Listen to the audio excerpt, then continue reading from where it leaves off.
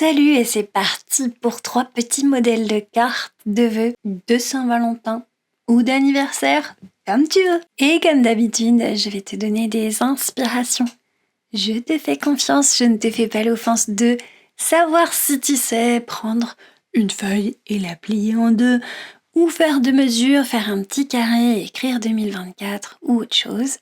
Je te laisse faire. En revanche, je vais t'aider, t'inspirer, j'espère, en te montrant comment moi je fais différentes petites techniques à l'aquarelle qui me semblent à la fois basiques et sympas à tester, qui peuvent donner plein de choses différentes. On va aller sur quelque chose de très gris bleuté là pour cette première inspiration.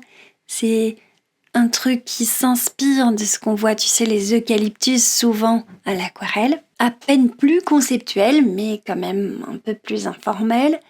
Et surtout dans l'humide. Parlons d'abord de la couleur, on est sur quelque chose de grisé et très liquide. Tu mets du gris très très liquide et tu fais quelques ronds, tu fais se toucher les ronds entre eux. Et pour ça, il faut que ce soit très liquide. Les flaques doivent être de consistance de liquidité à peu près égale. S'il y en a une qui est beaucoup plus humide, tu vas avoir des auréoles. Et ensuite, tu prends quelque chose d'un peu moins liquide pour pouvoir faire des nuances à l'intérieur. On n'est pas encore sur une couleur tout à fait crémeuse, mais presque. On a du liquide, un peu presque crémeux, quoi. Il faut en tout cas que ce soit moins liquide que l'endroit où tu poses la couleur. Parce que si tu poses plus liquide que ce qu'il y a déjà, l'eau va repousser le pigment, ça va faire une auréole. On peint toujours moins liquide que ce qu'on a déjà. C'est pour ça que je prends de la couleur un peu crémeuse et que je la laisse se diffuser, ça fait un flou, c'est joli comme ça. Ici en plus je suis sur un Clairefontaine, le papier coton pas cher, qui est pas le meilleur papier coton du monde, clairement. Je suis pas fan de celui-là, mais il faut bien que je le finisse. Et pour les démos, c'est top. Et donc, ce que je voulais dire, c'est que je vais quand même avoir, malgré tout, des fondus un petit peu plus fondus, jolis, que sur un papier synthétique. Mais je te le rappelle, comme d'hab, il faut pas trop travailler. Si tu laisses pas l'eau faire et si tu laisses pas le papier faire son boulot de fusion, ça va faire des traces, ça va faire des petites choses, tu vois. Tu vois, ça va faire des flous contrariés, quoi. Moins joli, moins frais. Donc n'oublie pas de te retenir, même si tu as l'impression que tu as fait une bêtise. Tu laisses diffuser et au final, tous les petits dangers, tous les petits accents que tu pourras interpréter comme des erreurs sont en fait bien intégrés si tu continues à travailler dans l'humide, dans le flou. Si t'as des piscines, tu fais comme moi, tu viens les absorber un tout petit peu. Ça peut même t'éclaircir certains bouts de feuilles, donc profites-en. Papier absorbant, éponge, ce que tu veux. Tout est bon pour pouvoir faire ça. Et essaye de varier un tout petit peu les couleurs. Donc c'est pas facile, moi j'ai un espèce de blue dégueulasse dans ma palette là, du grisâtre qui est en fait constitué de toutes les couleurs précédemment utilisées, tout mélangé. Mais tu vois que ça rend pas mal une fois que c'est sur le papier. Si je vois que ça devient un peu marronasse, c'est qu'il y a plus de jaune et de rouge que de bleu dedans, donc je rééquilibre un peu la composition pour avoir toujours un gris trichrome, c'est-à-dire composé des 3 couleurs primaires. Quelque chose d'équilibré. Et je mets beaucoup d'eau, toujours, je laisse la flaque vivre pour pouvoir avoir quelque chose d'agréable et où les feuilles vont se fuser entre elles. C'est ça qui fait cet effet vaporeux joli qu'on aime bien à l'aquarelle.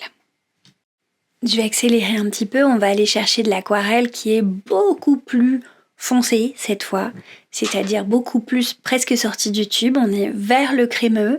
Si tu as des godets, tu laisses bien s'imprégner les godets de l'eau et ensuite seulement tu vas les touiller après avoir attendu un petit peu pour avoir cette chose un peu plus crémeuse. Et tu vas la scotcher et la coller dans ton liquide.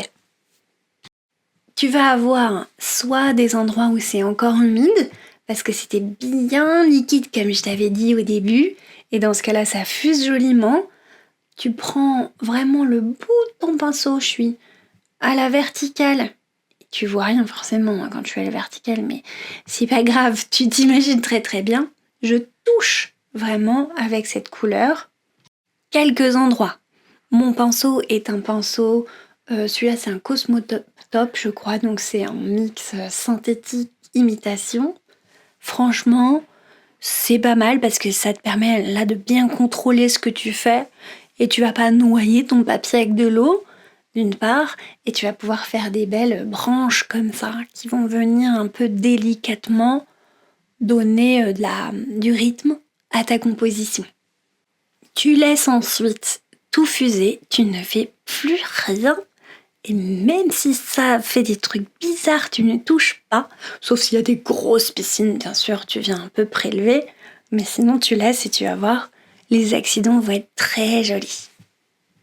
On est sur la deuxième, je vais aller un petit peu plus vite peut-être de temps en temps. L'idée, c'est de te préparer une couleur dans les rosés.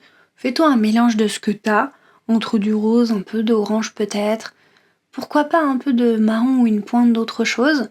Et l'idée, c'est d'aller travailler un petit peu le geste avec quelque chose de liquide et de délicat qui vienne faire un premier plan, enfin non, un arrière-plan justement, un fond sur lequel tu vas aller placer des éléments floraux.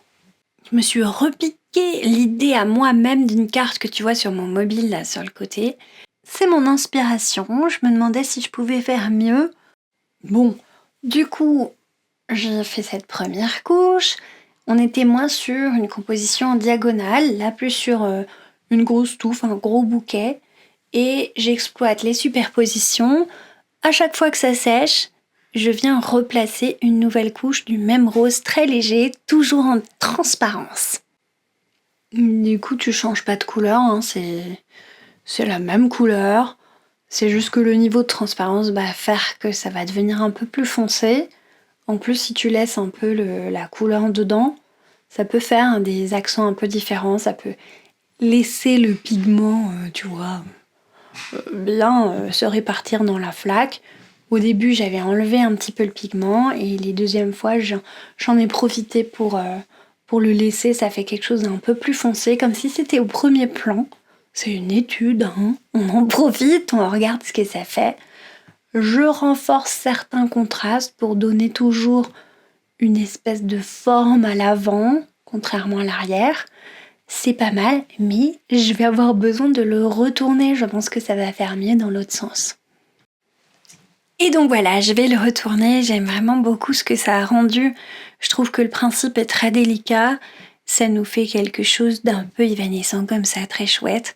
Ça pourrait aller dans un paysage marin, ça pourrait faire un énorme... Tu vois, je vois ça sur un énorme gros format. Bon, allez, j'avais dit que c'était pour une carte, donc voilà. J'ajoute très simplement mes petits motifs floraux. À la rigueur, ils sont peut-être un petit peu moins à la hauteur que la délicatesse de ce qu'il y a derrière. Donc je vais m'arrêter là. Je trouve que ça fait quand même le taf, notamment avec ce bouquet du milieu pour un petit anniversaire. Tu vois, ça peut être sympa. Enfin, tout peut aller, hein, je trouve. Il restera pour toi à marquer 2024 ou joyeux anniversaire sur ta petite carte. On va reprendre pour le troisième modèle quelque chose d'assez classique. J'ai eu envie de continuer à faire ce tamponnage de pinceau à la vie, tout bêtement. Tu vas voir, je crois qu'il y a d'autres vidéos où j'en avais fait comme ça, où j'avais fait des fleurs, où quand tu tamponnes avec d'autres types de pinceaux, évidemment, ça fait d'autres formes, donc c'était marrant à observer. Le pinceau à la vie te fait vraiment tout de suite quelque chose comme ça de très marrant, quoi, parce que très pointu en haut et très ventru en bas. Bref, ça m'a donné envie de rejouer avec comme ça. J'ai fait ça à tous mes débuts il y a du coup méga longtemps, hein, plus de 20 ans. Du coup, je sais pas, il y a un petit côté nostalgique qui est aussi assez marrant à exploiter.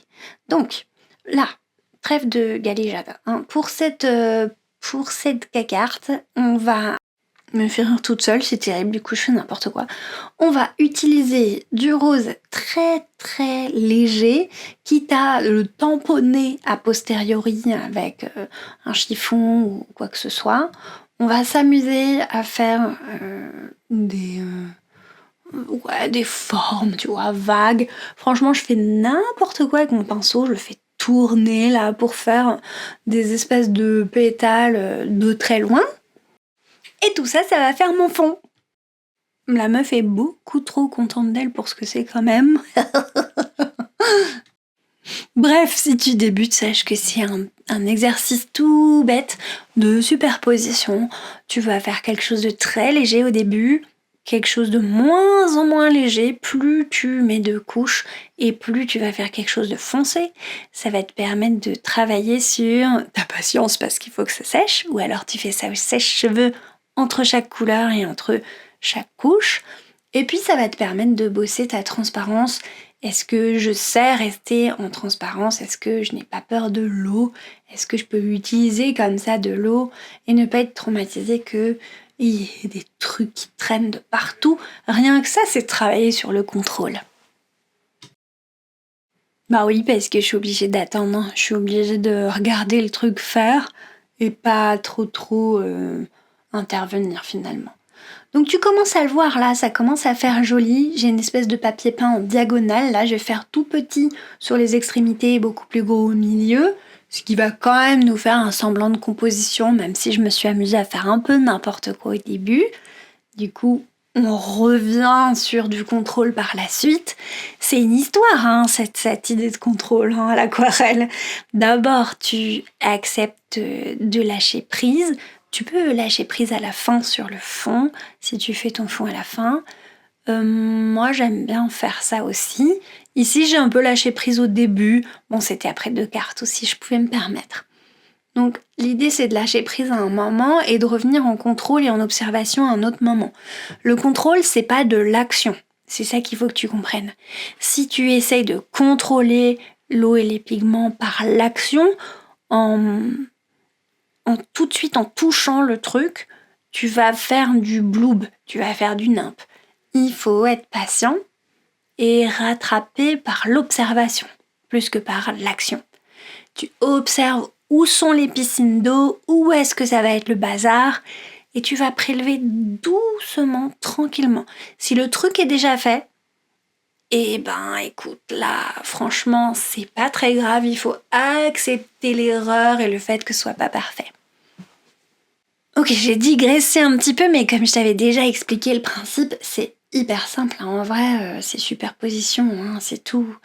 Y a quand même différents rouges dans ce que j'ai utilisé, il y a des subtilités. J'ai pas fait le truc en rose primaire, j'y suis allée avec un mélange alizarine orange, etc. Tu vois ce que ça donne sur ma palette un petit peu sale là. C'est très varié et au final ça nous donne un rose rouge assez riche. Ce que j'aime bien mettre dedans, c'est surtout cette espèce de rouge de Venise là, tu vois, très riche, très coloré et très subtil. Il te pète pas dessus, tu vois, c'est pas du rouge, mais c'est très lumineux à la fois doux. Bon, aïe, j'ai fini ma digression. Le dernier truc que je voulais te dire, c'est exactement comme au début, la première carte. Tu vas avoir cette espèce de lien entre les formes qui s'effectue avec quelque chose d'à la fois liquide mais plus crémeux que du jus. Tu le vois, hein, qu'il y a beaucoup de pigments dedans et tu vois aussi que je peux dessiner avec. Donc j'ai beaucoup de pigments dans beaucoup d'eau. Beaucoup d'eau, c'est important parce que si t'as pas assez de pigments, tu vas pas pouvoir bien glisser et faire un peu ce que tu veux d'une part en termes de dessin, mais aussi il va falloir que ça fuse avec les feuilles. N'hésite pas à faire des petits tests sur tes papiers à côté de toi, ça peut t'aider. J'espère que j'ai atteint mon but, que ça t'a inspiré et que ça t'a fait plaisir de regarder ça. Maintenant, à vous les pinceaux, à vous les studios, bisous les abonnés.